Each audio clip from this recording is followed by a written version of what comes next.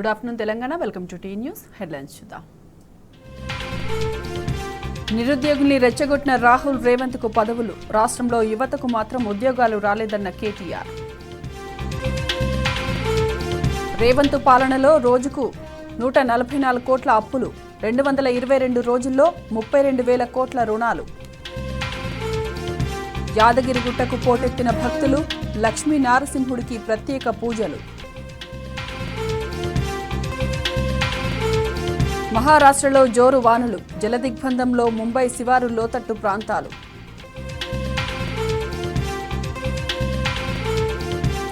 ట్రంప్పై దాడి హత్యాయత్నంగా కేసుగా విచారణ, అమెరికాలో హింసకు తావలేదన్న ప్రెసిడెంట్ బైడెన్.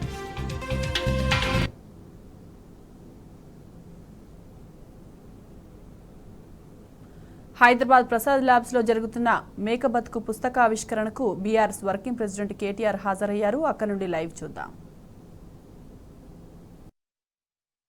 20 సంవత్సరాల నుంచి 30 సంవత్సరాలు అక్కడే బందీలుగా ఉన్నటువంటి వాళ్ళు ఒక 12 లక్షల మంది 15 లక్షల మంది తెలంగాణ ప్రాంతం నుంచే ఉన్నారు.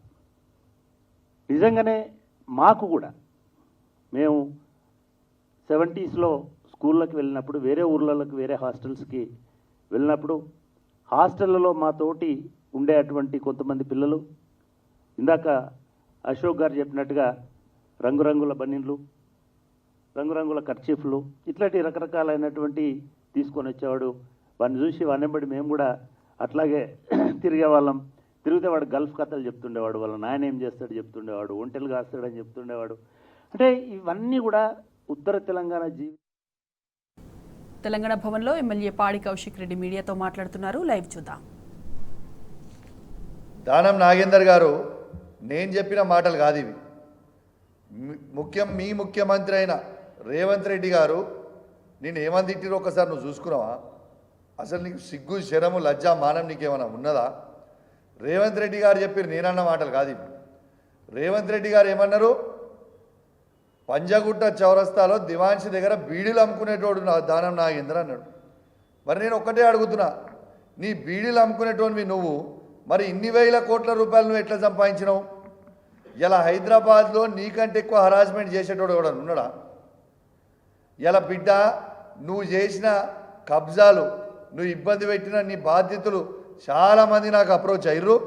నీ సంగతి, నువ్వు చేసిన అవినీతి, నువ్వు చేసిన ల్యాండ్ కబ్జాలు, నువ్వు ఇప్పుడు ఇల్లు కట్టుకున్న ఇల్లు దగ్గర పక్కన ల్యాండ్ వాళ్ళని ఎంత ఇబ్బంది పెట్టినావో, అసలు ఏడ కట్టినో నీ అక్రమాలు కూడా మొత్తం కూడా త్వరలోనే బయట పెడతాము. నువ్వు సంపాదించిన అక్రమ సొమ్ముని ఖచ్చితంగా బయట పెడతాము. నీకు అంత రేషం ఉంటే, నీకు నిజంగా అంత రేషం ఉంటే కేసీఆర్, కేటీఆర్ గారు పెట్టిన భిక్షకి నీ ఎమ్మెల్యే పదవికి రాజీనామా చేసి మళ్ళీ పోటీ చేయరాదా? నీకు అంత దమ్ముంటే ఎందుకు భయపడుతున్నావు? నీకు దమ్ము, ధైర్యం ఉంటే, నువ్వు మొగోనివే అయితే నీకు చెప్తున్నా, రాజీనామా చేయరి. దానం నాగేందర్తో పాటు 9 మంది పార్టీస్ పెట్టిన వేళ ప్రతి ఎమ్మెల్యేలు రాజీనామా చేసి మళ్ళీ పోటీ చేయండి. మీ సంగతి ఏందో ప్రజలు చెప్తారు. ఎలా అమ్ముడు వేయటోళ్ళు మీరు, నువ్వు మాట్లాడేటోనువా? ఇలా నేను ఒక్కటే చెప్తున్నా, మన బీఆర్ఎస్ పార్టీ కార్యకర్తలు అందరూ కూడా ఎవరు అధైర్యపడాల్సిన అవసరం లేదు.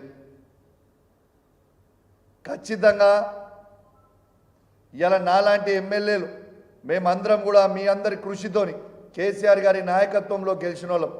మీకు మాటిస్తా ఉన్నాం, ఇట్లాంటి అమ్ముడు పోయే ఎమ్మెల్యేలు ఎవరున్నా కూడా మనం అధైర్యపడాల్సిన అవసరం లేదు. మనకి బలమైన నాయకత్వం కేసీఆర్ గారు ఉన్నారు, కేటీఆర్ గారు ఉన్నారు, హరీష్ రావు గారు ఉన్నారు. వాళ్ళ నాయకత్వంలో అద్భుతంగా మళ్ళా మనము అధికారంలోకి వస్తాము. మీ అందరి మీకు అవసరం ఉన్న రోజు ఖచ్చితంగా మేము అందరం కూడా నీకు అండగా నిలబడతామని చెప్పి బీఆర్ఎస్ పార్టీ కార్యకర్తలకు మేము చెప్తా ఉన్నాం. పార్టీతో నడుస్తా తప్పితే ఈ పోయిన ఎమ్మెల్యేలతో మాకు ఏ మాత్రం కూడా ఫరక్ పడేది ఏమీ లేదు. వేలాది మంది జెడ్పీటీసీలు, ఎంపీపీలు, లక్షలాది మంది బీఆర్ఎస్ పార్టీ కార్యకర్తలు, వందలాది మంది మాజీ ఎమ్మెల్యేలు, వందలాది మంది మాజీ ఎంపీలు, వందలాది మంది మున్సిపల్ చైర్మన్లు, కౌన్సిలర్లు మస్తు మంది ఉన్నాం మన పార్టీలో. పోయే 5-10 మందితో అయ్యేది ఏమీ లేదు.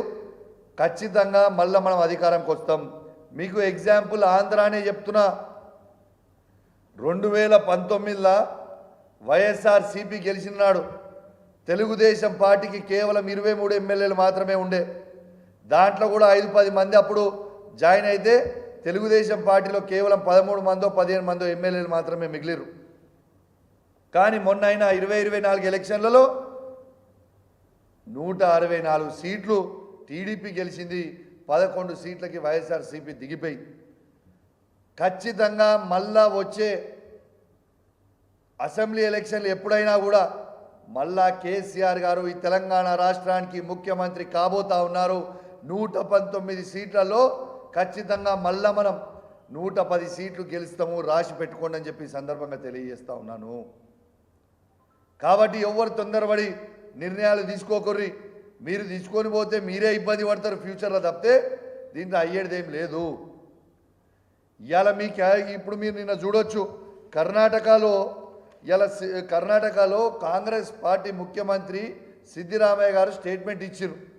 బీజేపీ పార్టీ 50 కోట్లు ఎమ్మెల్యేలకు ఆఫర్ చేస్తున్నారు రమ్మని చెప్పని ఇచ్చిరని కాంగ్రెస్ పార్టీ ముఖ్యమంత్రి స్టేట్మెంట్ ఇచ్చారు. మరి ఇక్కడ కాంగ్రెస్ పార్టీ ముఖ్యమంత్రిని నేను అడుగుతా ఉన్నా, ఆడ మీ ముఖ్యమంత్రి ఏమో బీజేపీ పార్టీ వాళ్ళు 50 కోట్ల రూపాయలు ఇచ్చిరని చెప్తా ఉన్నారు. మరి మీరు ఎన్ని కోట్ల రూపాయలు ఇచ్చి మా ఎమ్మెల్యేలను కొనుక్కుంటుర్రీడా? యావత్ తెలంగాణ ప్రజలందరూ కూడా దీని జవాబు కోసం వెయిట్ చేస్తూ ఉన్నారు. నీకు ప్రజలు రేవంత్ రెడ్డి గారు మీకు ప్రజలు పూర్తి స్థాయిలో మెజార్టీ ఇచ్చిర్రు. మీరు గవర్నమెంట్లో ఉన్నారు. మీరు ప్రామిస్ చేసిన 6 గ్యారెంటీలని ఎట్లా ఇంప్లిమెంటేషన్ చేయాలని ఆలోచన చేయరు. మీరు సంపాదించిన అక్రమ సొమ్ముతోని ఈ ఎమ్మెల్యేలను కొనుక్కుంటే ప్రజలు మొత్తం కూడా గమనిస్తూ ఉన్నారు. ఖచ్చితంగా మీరు తీవ్రమైన పరిణామాలు ఫ్యూచర్లో ఎదుర్కొంటారని ఖచ్చితంగా నేను హెచ్చరిస్తూ ఉన్నానని చెప్పి ఈ ముఖ్యమంత్రి గారిని కూడా హెచ్చరిస్తూ ఉన్నాను. తెలంగాణ భవన్లో ఎమ్మెల్యే పాడి కౌశిక్ రెడ్డి మీడియాతో మాట్లాడుతున్నారు. లైవ్ చూద్దాం. నేను బీఆర్ఎస్ పార్టీ శాసనసభ్యునిగా కేసీఆర్ గారి నాయకత్వంలో డిమాండ్ చేస్తున్నా అని చెప్పి సందర్భంగా తెలియజేస్తా ఉన్నాను. ఇంకోటి కూడా మాట్లాడుతున్నాను. నిన్న కాంగ్రెస్ వాళ్ళు ఎవరో కేసీఆర్ గారు ఏ ఉద్యోగాలు ఇచ్చిండని. అరే బిడ్డ మీకు చెప్తా ఉన్నాను, కేసీఆర్ గారు 2,32,000 ఉద్యోగాల నోటిఫికేషన్ ఇచ్చింది. ఈ భారతదేశంలోనే అందరికంటే ఎక్కువ నోటిఫికేషన్లు జాబ్లు ఇచ్చిన ఏకైక ముఖ్యమంత్రి ఆనాడు ఉండే కేసీఆర్ గారు ఒక్కరే మాత్రం. 2,32,000 ఉద్యోగాల నుంచి 2,02,000 ఉద్యోగాలని నింపింది కేసీఆర్ ఒక్కడే. ప్రైవేట్ రంగానికి దాదాపు 10 లక్షల నుంచి 12 లక్షల ఉద్యోగాలు ఇచ్చింది కేసీఆర్ ఒకటే. నేను ఛాలెంజ్ కడుతున్నా ఈ కాంగ్రెస్ పార్టీ ముఖ్యమంత్రి రేవంత్ రెడ్డి గారికి సవాల్ విసురుతున్నాను. మీరు కేసీఆర్ గారు ఇచ్చిన కంటే ఎక్కువ ఉద్యోగాలు ఇచ్చిన ఏ ఒక్క కాంగ్రెస్ పార్టీ పరిపాలిస్తున్న రాష్ట్రం కానివ్వండి, బీజేపీ పరిపాలిస్తున్న రాష్ట్రం కానివ్వండి, ఒక్క రాష్ట్రం కూడా మీరు చూపియండి. నా పదవికి నేను రాజీనామా చేస్తా, లేకుంటే మీ పదవికి మీరు రాజీనామా చేస్తారా? This is the fact. ఆనాడు మీరు అన్నీ మిస్గైడ్ చేసి మీరు గ్రూప్ 1 ఎగ్జామ్లకు కూడా 1:50 కాదు 1:100 చేయాలని మీరు ఆ రోజు అసెంబ్లీ సాక్షిగా బట్టి విక్రమార్క గారు ఆ రోజు మాట్లాడారు. ఇవాళ మీరు రిజల్ట్స్ రిలీజ్ చేస్తే 1:50 చేసిరు. ఇది ఎంతవరకు కరెక్ట్ అని నేను అడుగుతా ఉన్నాను.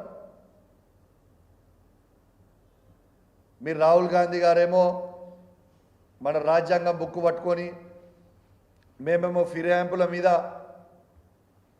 ఖచ్చితంగా ఒక చట్టం చేస్తామని చెప్పి రాహుల్ గాంధీ గారు ఫిరాయించిన వాళ్ళ మీద ఆయన్నే వీసి కనుగప్పి సెకండ్ ఇస్తా ఉన్నాడు. ఎంత సిగ్గు చేయటండి.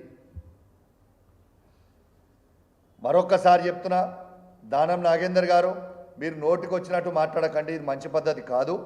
దానం నాగేందర్ గారు మీరు స్వయంగా కేటీఆర్ గారి కాలు మొక్కింది నా ముంగట్నే కదా దానం నాగేందర్ గారు.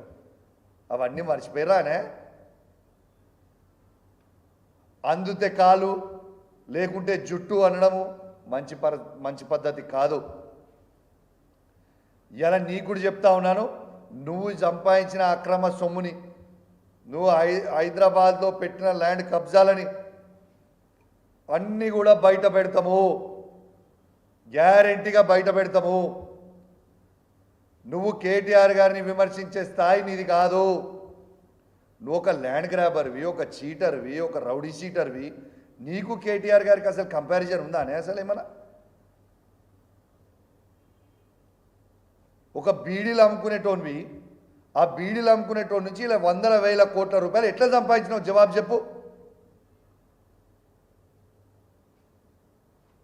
దీనికి ప్రజలకి నువ్వు జవాబు చెప్పు ఫస్ట్. నువ్వు ఒక చీటర్వి, నువ్వు ఒక రౌడీ చీటర్వి, ఒక ల్యాండ్ గ్రాబర్వి, నీకు లేని చెడ్డ అలవాటు లేదు. నువ్వు కేటీఆర్ గారిని విమర్శించే స్థాయి నీది కాదని చెప్పి నేను దానం నాగేందర్ గారికి తెలియజేస్తా ఉన్నాను. దానం నాగేందర్ గారు మాట్లాడిన ప్రతి మాటని నేను తీవ్రంగా ఖండిస్తున్నా అని చెప్పి కూడా ఈ సందర్భంగా తెలియజేస్తూ సెలవు తీసుకుంటా ఉన్నాను. జై తెలంగాణ, జై కేసీఆర్.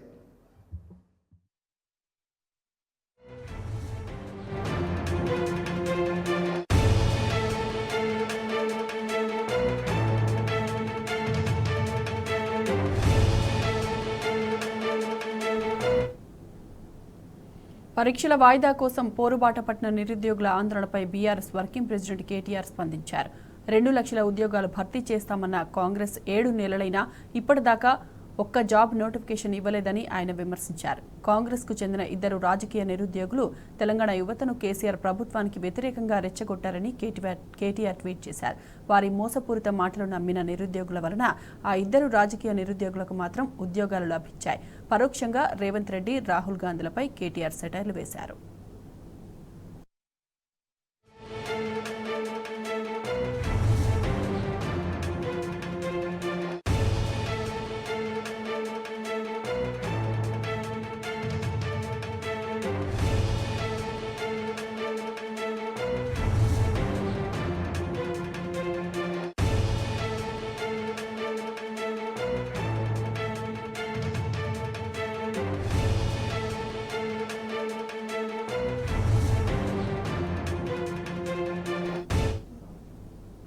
తెల్లవారక ముందే ఓయూలో అక్రమ అరెస్టులు మొదలయ్యాయి. ఉస్మానియా యూనివర్సిటీలో నిరుద్యోగుల నిరసనలు కొనసాగుతున్న నేపథ్యంలో పోలీసులు హాస్టల్ గదులకు లోపలికి వెళ్లి నిరుద్యోగులను అరెస్టు చేశారు. బీఆర్ఎస్ నేత జంగయ్యను సైతం పోలీసులు అరెస్టు చేసి ఓయూ పోలీస్ స్టేషన్కు తరలించారు. కాంగ్రెస్ ప్రభుత్వంలో జరుగుతున్న అక్రమ అరెస్టులను నిరుద్యోగులు, విద్యార్థులు తీవ్రంగా ఖండిస్తున్నారు.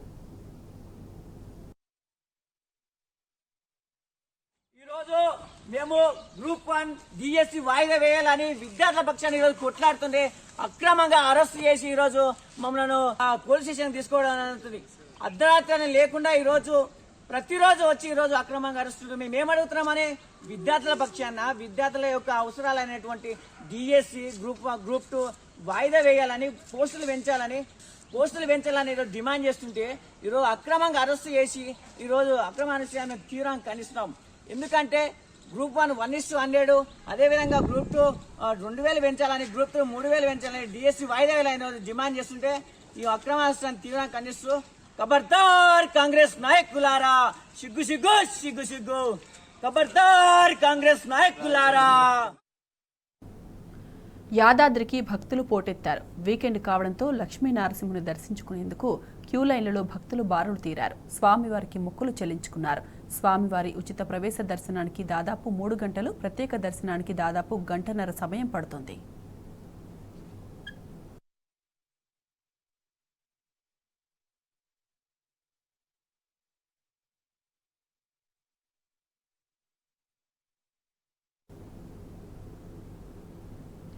సూర్యాపేట జిల్లా కేంద్రంలోని బేకరీలపై పోలీసులు మెరుపు దాడులు చేశారు. బేకరీల మాటన గుట్కా దందా నిర్వహిస్తున్న వ్యాపారులను పోలీసులు అదుపులోకి తీసుకున్నారు. పట్టుబడ్డ వారి నుంచి 10 లక్షల విలువైన గుట్కాను స్వాధీనం చేసుకున్నారు.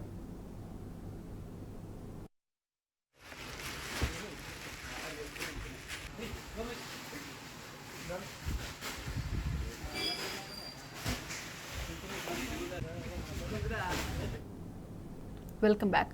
రాష్ట్రంలోని కాంగ్రెస్ సర్కారు వృద్ధుల పట్ల నిర్దయగా వ్యవహరిస్తోంది. జీవిత చరమాంకంలో ఆదుకుంటున్న పెన్షన్ సొమ్ముకు కొర్రీలు పెడుతోంది.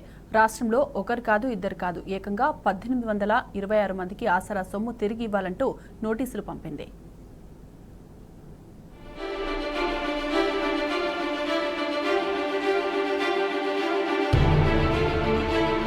వృద్ధులకు అండగా నిలిచేందుకు కేసీఆర్ ప్రభుత్వం అందచేసిన ఆసరా పెన్షన్లను వెనక్కి తీసుకునేందుకు కాంగ్రెస్ ప్రభుత్వం సిద్ధమైంది. తాను అధికారంలోకి వస్తే పెన్షన్ల మొత్తాన్ని 2000 నుంచి 4000కు పెంచుతామన్న బీరాలు పలికిన ఆ పార్టీ నేతలు ప్రస్తుతం వస్తున్న పెన్షన్లకే ఎసరు పెడుతున్నారని పలువురు వృద్ధులు ఆవేదన వ్యక్తం చేస్తున్నారు.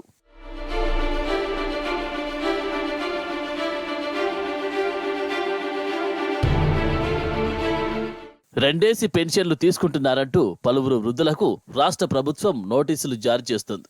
రాష్ట్ర వ్యాప్తంగా శనివారం 1826 మందికి రికవరీ నోటీసులు జారీ చేసినట్టు ప్రభుత్వమే అధికారికంగా ప్రకటించింది. పెన్షన్లు తొలగించనున్న 1826 మంది జాబితాను ఇప్పటికే రాష్ట్ర స్థాయి అధికారులు జిల్లాలకు పంపించారు. అంతేకాకుండా ఇప్పటి వరకు పొందిన పెన్షన్ మొత్తాన్ని తిరిగి ప్రభుత్వానికి చెల్లించాలని, లేదంటే ప్రభుత్వ పథకాలన్నింటినీ నిలిపివేస్తామని అధికారులు హెచ్చరికలు జారీ చేస్తున్నారు.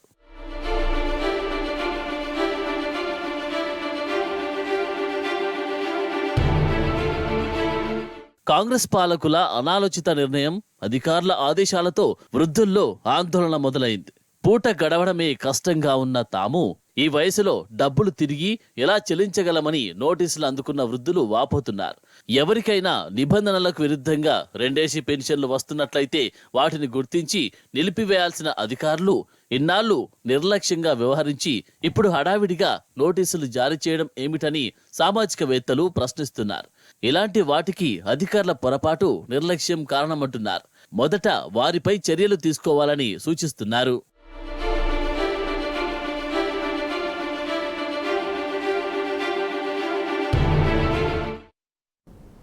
ముందు నొయ్యి వెనక గొయ్యి అన్న చందంగా తయారైంది మాజీ సర్పంచుల పరిస్థితి. గ్రామ పంచాయతీలకు నిధులు రాకున్నా తమ సొంత డబ్బులతో గ్రామ పాలన చేశారు. కానీ ఇప్పుడు పదవీకాలం ముగిసిపోయినా వారి బిల్లులు మాత్రం ఇంకా పెండింగ్లోనే ఉన్నాయి.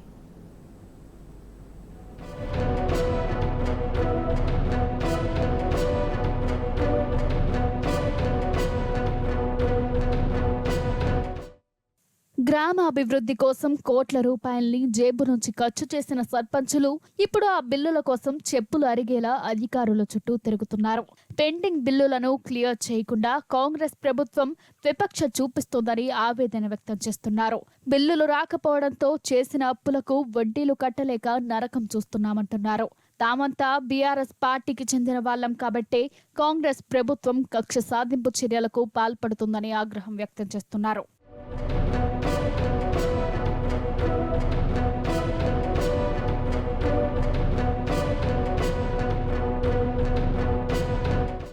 సొంతూరు అభివృద్ధి కోసం సర్పంచులు 5 ఏళ్లు రేయింబవళ్లు కష్టపడ్డారు. పల్లె ప్రగతి కార్యక్రమాల్లో భాగంగా గ్రామాల్ని నందన వనాల్లా మార్చారు. కొత్త గ్రామ పంచాయతీ భవనాల్ని నిర్మించారు. పల్లె ప్రకృతి వనాలు, వైకుంఠ ధామాలు, డంపింగ్ యార్డ్స్, క్రీడా ప్రాంగణాలు నిర్మించారు.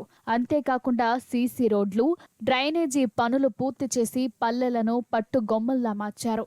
ప్రభుత్వం ఆమోదం తర్వాత నిధుల విడుదలతో సంబంధం లేకుండా సొంత డబ్బులతో పనులు పూర్తి చేశారు. ఆ తర్వాత బిల్స్ పెట్టుకున్నారు. కానీ కాంగ్రెస్ సర్కార్ మాత్రం ఆ బిల్లులను విడుదల చేయడం లేదు. గత ప్రభుత్వంలో చేసిన పనులకు సంబంధించిన బిల్లులన్నిటినీ పెండింగ్లో పెట్టడంతో కోట్ల రూపాయల బిల్లులు ఎక్కడికక్కడ ఆగిపోయాయి. చిన్నసువారం గ్రామ పంచాయతీ సర్పంచ్ని. నా పేరు నారగొండ నరసింహగౌడ్, నల్గొండ మండలం, నల్గొండ జిల్లా. గత ప్రభుత్వంలో చేసినటువంటి నిధులు, గ్రామ పంచాయతీ బిల్డింగ్ కానీ, ఎస్డిఎఫ్ కానీ, సిడిపి కానీ, ఎన్ఆర్ఈఎస్ నిధులు కానీ, గ్రామంలో వేసినటువంటి స్ట్రీట్ లైట్లు కానీ, మోరీలు కానీ, ట్రాక్టర్లో పోసిన చెత్త తీసుకుందుకు పోసిన డీజిల్ కానీ నిధులు విడుదల చేయాలని ఈ ప్రభుత్వాన్ని కోరుచున్నాం.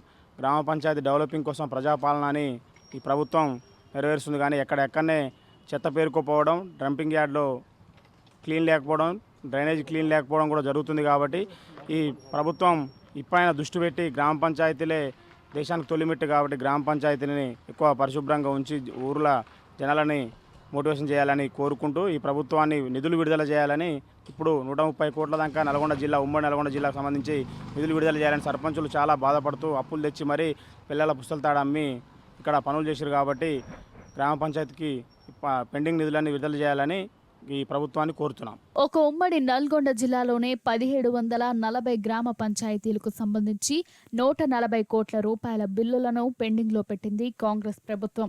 ఈ బిల్లుల కోసం అధికారుల చుట్టూ ప్రదక్షిణలు చేస్తున్నారు మాజీ సర్పంచ్లు. అప్పు తెచ్చి అభివృద్ధి పనులు చేస్తామని వాటికి వడ్డీ కట్టలేకపోతున్నామని వాపోతున్నారు మాజీ సర్పంచ్లు. ఫిబ్రవరిలో సర్పంచుల పదవీ కాలం ముగియడంతో పల్లెల్లో ప్రత్యేక అధికారులు పాలన సాగిస్తున్నారు. దాంతో పెండింగ్ బిల్లుల గురించి పట్టించుకునే నాదుడే లేకుండా పోయాడని అంటున్నారు. పదవీ కాలం పూర్తయిన సర్పంచులలో 90% మంది బీఆర్ఎస్ పార్టీకి చెందిన వారే ఉన్నారు.